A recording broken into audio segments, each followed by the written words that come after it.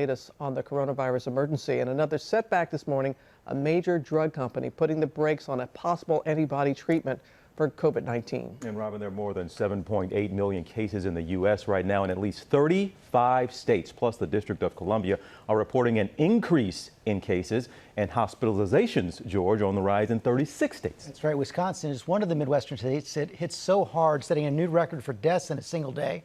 Stephanie Rama starts us off from Milwaukee. Good morning, Stephanie.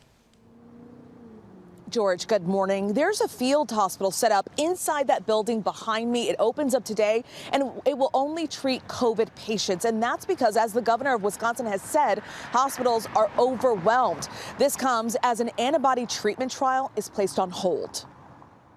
This morning, another setback in the fight against COVID. Eli Lilly pausing its antibody treatment trial, which was in its final stage, following a potential safety concern. More details about the halt have not been provided. The virus still raging. Cases and hospitalizations are up in more than half the country. Here in Wisconsin, more than 3,000 new cases announced Wednesday and a record number of deaths. In just the last month, hospitalizations nearly tripling. This makeshift field hospital in Milwaukee bracing for a potential overflow of patients. The facility is prepared to accept up to 50 patients on its first day, and we will scale that capacity as needed. Authorities urging Wisconsin residents to stay home. Limit your errands to the essentials as much as you can. Yes, get your groceries and go to the pharmacy, but please cancel the dinner parties and the happy hours. Wisconsin is in a crisis right now. It's not just about institutional policies, mask orders, things like that. Those are critical, but even more important is that individuals make those individual decisions to be safe. I lost my father-in-law and his mother, both very special people, both relatively healthy. Tony Green says he thought the virus was an overblown media hoax, called it a scandemic, and would mock people for wearing masks.